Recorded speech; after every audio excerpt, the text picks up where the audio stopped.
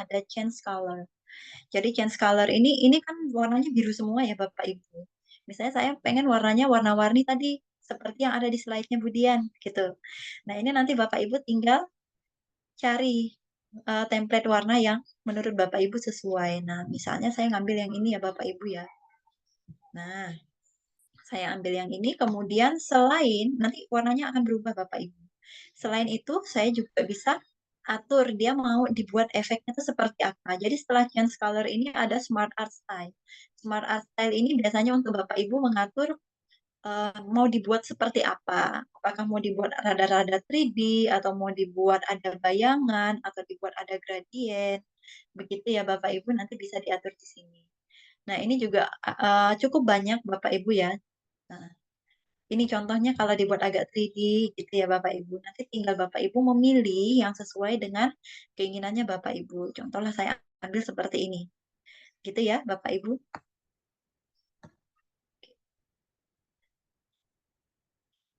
Nah, nanti otomatis dia akan berubah seperti ini. Nah, untuk bagan sendiri ini biasanya kalau Bapak Ibu mungkin dalam perjalanan tidak pas dengan semua bagan yang ada, itu sebenarnya Bapak Ibu bisa membuat bagan. Cara membuat bagan di slide PPT ini juga kurang lebih sama Bapak Ibu dengan yang ada di Word. Jadi boleh menggunakan menu shape sini sama seperti tadi. Itu sampai di sini dulu ada yang mau ditanyakan Bapak Ibu? Cukup Tidak ada, lancar. Bu. Oke. Cukup lancar ya Bapak Ibu. Semoga bisa mengikuti untuk materinya. Nah, baik.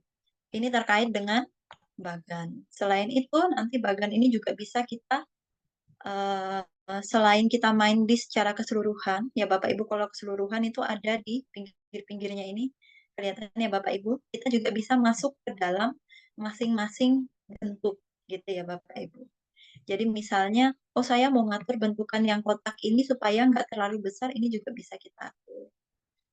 Gitu. Nah, seperti itu ya Bapak Ibu. Nah, kemudian, mumpung kita juga masuk di bagan, ini selain bagan boleh yang lain juga ya Bapak Ibu ya.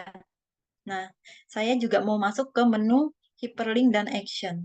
Kalau hyperlink, saya rasa Bapak Ibu sudah tahu ya. Kalau mau memasukkan video gitu ya. Kalau kita klik hyperlink, ini nanti kita tinggal ini ya Bapak Ibu tinggal klik nanti kita akan diarahkan pada salah satu atau sekian banyak mungkin menu file lokal yang ada di laptopnya kita gitu sebagai contoh ini. Nah, saya misalnya masukkan shortcutnya ini kemudian oke. Nah, nanti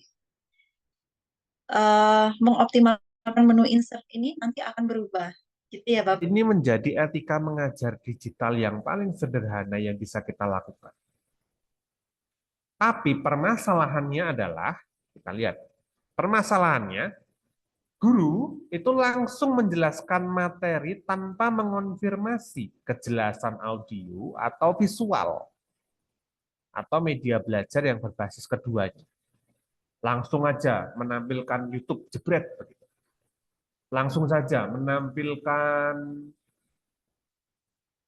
video jebret. Nah, terkadang kita tidak memperhatikan siswa ini jelas atau tidak. Suaranya terdengar atau tidak. Gambarnya terdengar atau tidak. Yang paling sederhana, ketika kita menyiapkan sebuah PowerPoint, ditampilkan begitu, kita kadang lupa bertanya kepada siswa kita, tulisannya jelas atau tidak. Nah, ini penting. Karena apa?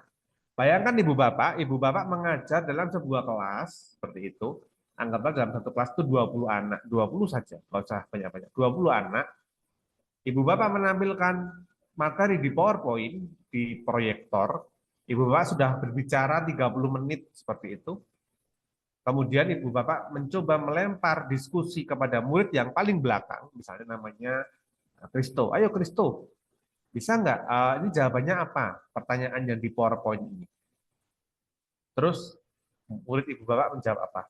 Maaf Pak, maaf Bu, nggak kelihatan tulisannya. Waduh. Padahal Ibu Bapak sudah ngomong setengah jam. Dan yang Ibu Bapak omongkan itu dasarnya adalah PowerPoint yang ditampilkan. Nah, ini berbahaya. Itulah mengapa kita perlu mengonfirmasi terlebih dahulu. Kita perlu mengonfirmasi terlebih dahulu kejelasan tampilan materi yang kita bawakan atau kejelasan media-media pendukung yang kita berikan kepada siswa. Itu penting. Jangan sampai Ibu Bapak sudah ngomong panjang lebar, ternyata muridnya tidak jelas dengan apa yang Ibu Bapak bawakan. Ini bahaya. Nah, kemudian permasalahan selanjutnya, guru terus-menerus berbicara, padahal salin dia belum berubah. Salin dia itu slide PowerPoint-nya, slide-nya maksud saya. Belum berubah. Atau visual yang dimaksud belum muncul. Mungkin Ibu Bapak pernah mengalaminya, mungkin. Semoga tidak pernah mengalami. Kalau yang belum pernah jangan sampai mengalami. Ibu Bapak menjelaskan panjang lebar, misalkan Ibu Bapak menjelaskan tentang geometri begitu. Ini ada bangun datar persegi bla bla bla bla segala macam. Maaf ya kalau salah, saya bukan ahli di matematika. Tapi ternyata gambar yang diproyektor itu masih gambar segitiga. Waduh, bahaya Ibu Bapak. Jadi antara apa yang kita bicarakan dengan tampilan yang di PowerPoint atau yang di proyektor itu harus selaras. Jangan sampai PowerPoint-nya lebih dulu, Ibu Bapak masih di PowerPoint sebelumnya, di slide sebelumnya, atau sebaliknya. Jangan sampai slide-nya sudah berpindah ke gambar yang satu, selanjutnya, tapi Ibu Bapak masih menjelaskan slide sebelumnya. Akan banyak digunakan oleh peserta didik melalui perangkat lunak yang merupakan pengolahan kata, ya, yang mungkin selain Microsoft Word, Bapak Ibu sekalian sering menggunakan Excel sebagai pengolahan angka yang sering digunakan. Mungkin dua hal itu Microsoft Word dan Excel ini sering digunakan selain PowerPoint atau Canva yang disampaikan oleh Bu Dian dan Pak Kristo tadi, ya, Pak ya. Dalam konteks pendidikan, Microsoft Word ini menawarkan berbagai manfaat yang dapat memberikan proses pembelajaran dan pengajaran. Ada beberapa hal yang utama yang kita bisa lihat di Microsoft dalam penggunaan dalam bidang pendidikan. Yang pertama, mempermudah pembuatan dan pengedaran dokumen, ya, yaitu pengaturan teks, ya. Microsoft menyediakan berbagai pilihan font, ukuran, warna, serta opsi penebalan, miring, dan garis bawah, dan ada hal yang lainnya. Ini memungkinkan pengguna untuk menyesuaikan tampilan teks sesuai dengan kebutuhan. Nah, lalu ada template, ya.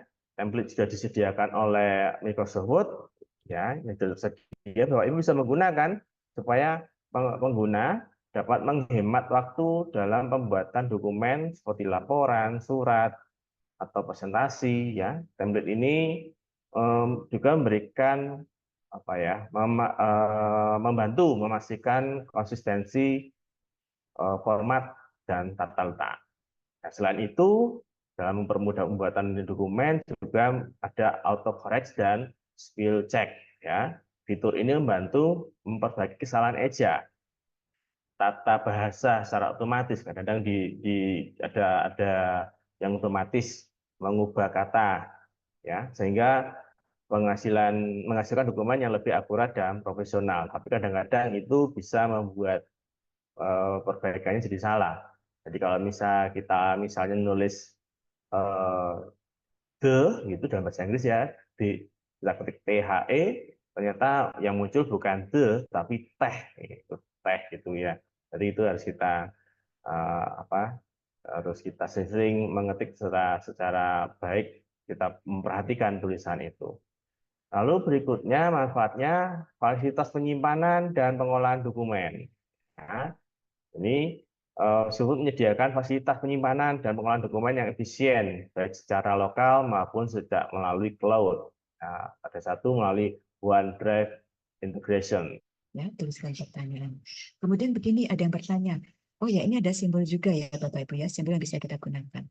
Nah, mungkin nanti ada yang bertanya begini, kalau ada gambar atau kalau simbolnya ada simbol matematika persamaan di matematika, nah itu bagaimana caranya? Nah, kalau yang bisa saya sarankan, kalau gambar ini nanti ada akses ya, kita bisa mengunggah gambar. Nanti akan saya ajarkan ya cara mengunggah gambar. Soal itu ada gambarnya. Nah, kalaupun itu persamaan, ya, berarti begini, kita akali dengan seperti tadi ya, siapa itu ya, kita buat ini, kita buat dulu di Word persamaan tersebut, kemudian persamaan atau Word tersebut itu kita buat dalam bentuk JPEG. Nah, itu nanti kita tinggal memasukkan ke dalam soal ini, dalam Word ini. Kemudian kalau kuis itu ada pilihan jawabannya, nah itu nanti kita bisa menuliskan pilihannya dan menunjukkan mana jawaban yang benar sebagai kunci jawaban.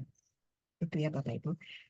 Jika Bapak Ibu akan menyelipkan gambar, itu nanti akan muncul seperti ini. Ya, jika akan upload gambar akan muncul seperti berikut ini. Dan Bapak Ibu bisa upload di bagian upload ini ya. Juga tampak di bagian ini untuk upload gambar. Seperti itu. Nah, ini tampilannya yang sudah saya tulis dengan pertanyaan, kemudian sudah saya isikan dengan gambar, ya ada tabel nanti ya. Nah, kemudian kita klik done atau selesai jika sudah. Dan begini Bapak Ibu, mungkin ada beberapa komputer yang sudah otomatis memfasilitasi dalam bahasa Indonesia. Nah, ini ada kata selesai ya, bukan done. Nah, itu nanti tinggal tergantung platform atau device-nya Bapak Ibunya untuk ini. Nah, nanti setelah selesai kita klik done ya, atau selesai, nanti akan muncul sebagai berikut. Dalam bentuk kuis itu seperti ini tampilannya. Begitu ya, nanti akan kita coba. Akan tampil bentuk seperti ini. Nah, kemudian kita bisa mengubah. Nah, ini ya. Di sini ada visual style. Visual style itu kita bisa mengubah tampilan. Kan agak tidak menarik ya. Atau kalau kuis itu tadi hanya mengecek mana jawaban yang salah dan yang benar ya. Tapi untuk skornya tidak ada ini. Ya, bisa di-download tapi nanti tampilannya seperti ini, Bu. Dalam bentuk Excel ini. Begitu.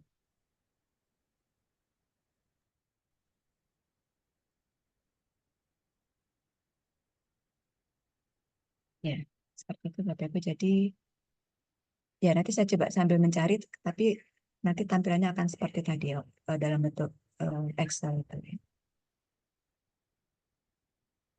Ya, seperti itu Bu. Begitu Bu Dwi, jadi bisa sebenarnya, tapi nanti tampilannya seperti yang tadi itu. Ya, terima kasih Bu Lia. Ya, sama-sama Bu Dwi.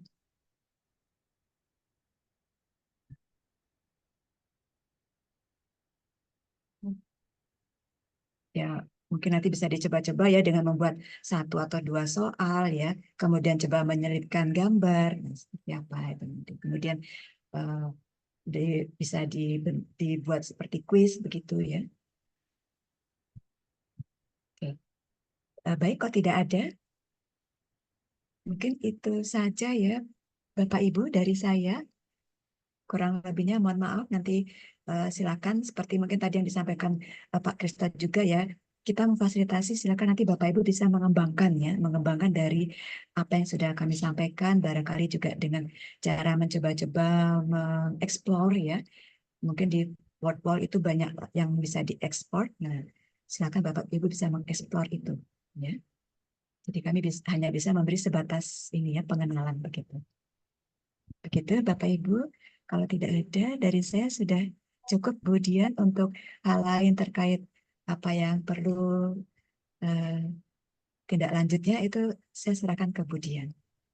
Ya, terima kasih Bapak Ibu atas perhatiannya. Semoga bisa menambah ini ya wawasan terkait mengembangkan aplikasi-aplikasi yang mungkin bisa menarik untuk diberikan ke peserta didik. Sekian Bapak Ibu. Terima kasih, terima kasih Bu Lia. Baik, terima kasih Bu Lia, terima kasih Bapak Ibu. Kita sudah sampai di penghujung acara. Kebetulan ini juga sudah pas ya jamnya waktunya ibadah untuk yang ada di waktu Indonesia Barat.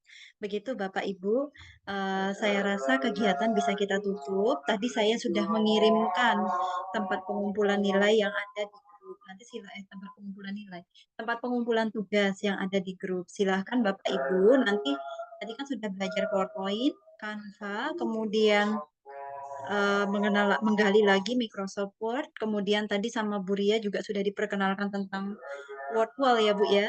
Nah nanti silahkan Bapak Ibu membuat satu media pembelajaran yang menggunakan boleh salah satu, boleh kombinasi dari perangkat-perangkat yang memang sudah tadi kita gali bersama, kita analisis bersama. Begitu Bapak Ibu. Kemudian nanti untuk di akhir penutup ini saya mohon izin untuk mengirimkan semacam evaluasi ya Bapak Ibu, sama seperti sebelum kita kegiatannya dimulai. Ini nanti saya minta tolong Bapak Ibu kesediaannya untuk mengisi, begitu nggih? Baik, saya rasa begitu dulu nggih Bapak Ibu, Bu Ria. Jangan lupa Bapak Ibu untuk mengisi presensi. Nanti setelah kegiatan selesai ini nanti presensinya juga akan saya bagikan, saya share screen dulu, mungkin sekitar 30 menit di Zoom meetingnya. Begitu ya Bapak Ibu. Baik, Iya, kita Bu mungkin Lia. bisa